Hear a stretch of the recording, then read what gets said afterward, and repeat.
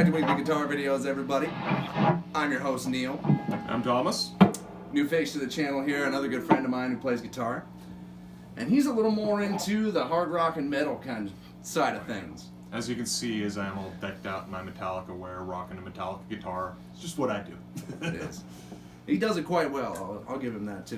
So, talking about warm-ups today. Yeah, and me and Neil, when we play, usually like to warm up with, as you just saw, Stranglehold. We'll just alternate who's playing rhythm, and then the other one just rip away at a lead. So it's fun. It works. It gets me all pumped up to play, you know? It does. And, you know, the rhythm section of that particular song is very active. Mm-hmm. So, like, we may each have different songs that we like to warm up with for ourselves personally. So what would you typically do for that? Well, normally I like more bluesy stuff. So sometimes I'll do like a slow blues in a key that's not super friendly, like C sharp minor or something like that. Something that's kind of in a weird spot on the fretboard, doesn't line up with a lot of different spots you can play, and see where I can go with it. So if I'm, you know, C sharp minor.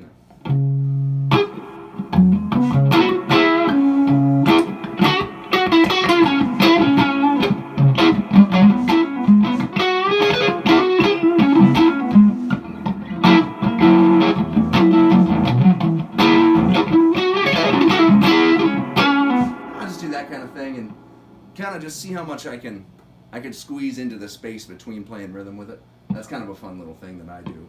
And you guys will see, I imagine, over the course of time, I'm not half the player that Neil is, but at what I do, I'm fairly adept at it. Like I say, I'm a big fan of Metallica, so typically I like to warm up with kind of one of their classics. Like say, Wherever I May Roam is kind of...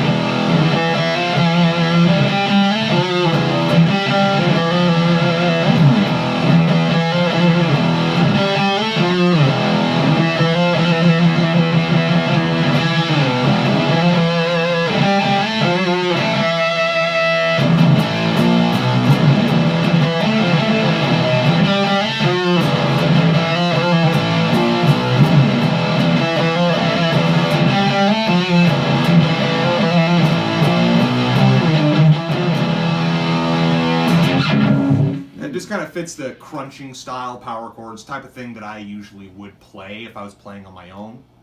Why don't you tell them all what you're using to get that big old beefy tone there? So I'm just using a PV6505 Plus and a Wampler Triple Rec.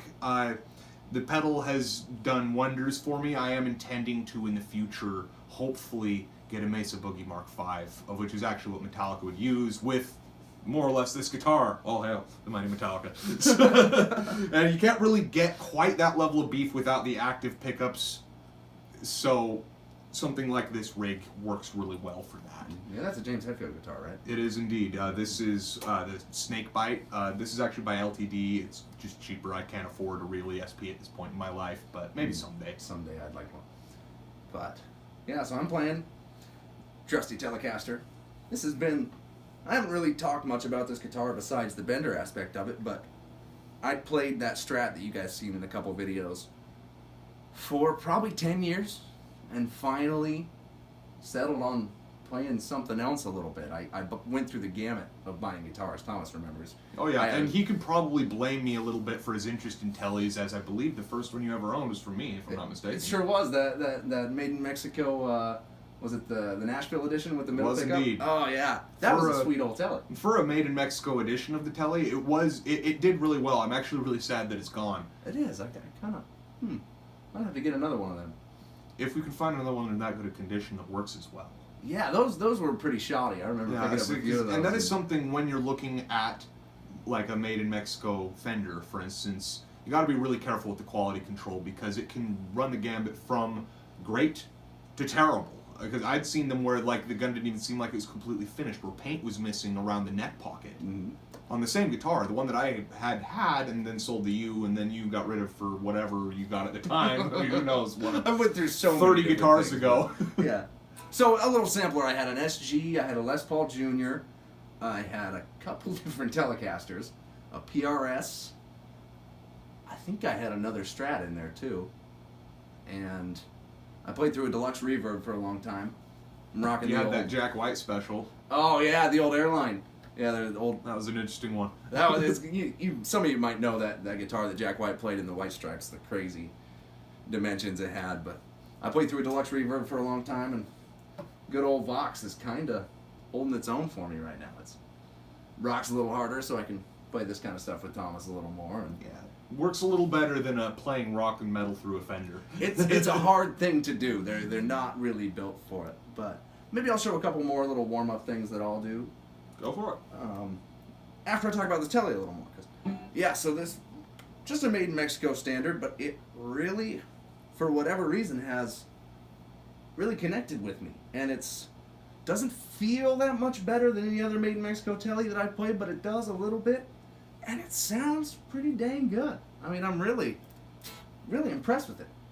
So another thing I'll do, because I'm really into right hand technique, is just kind of hold a chord and kind of bounce back and forth on strings. So kind of to demonstrate.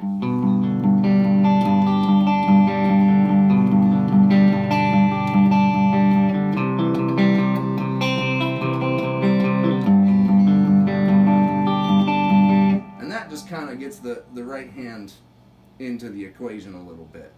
And because a lot of right hand technique when soloing is your picks alternating, like every time. You know, so you're...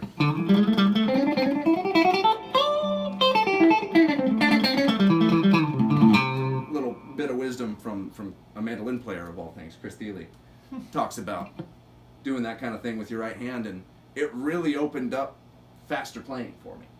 Yeah, and that's something that, another just very standard warm-up would just be running a scale. Oh, yeah. Which is something that, people have done since guitar playing really was initiated. It's about the simplest form of warm-up that you can do, but like to get a little more creative and actually play a song. It's just more fun, more amusing. Exactly. And it's kind of,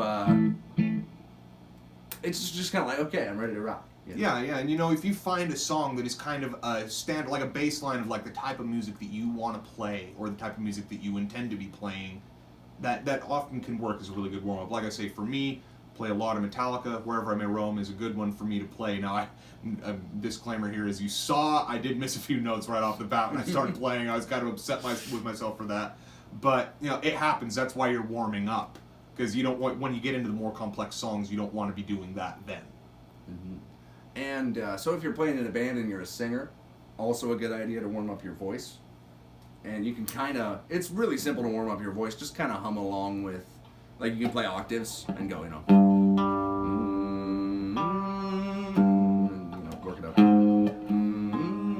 you can kind of work your voice into the equation rather than just coming out and just, belting like Robert Plant right off the bat.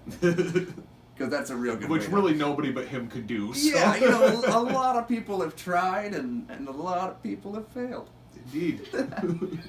And with that, I think that kind of wraps it up. You want to just play it out, Thomas? Yeah, why not?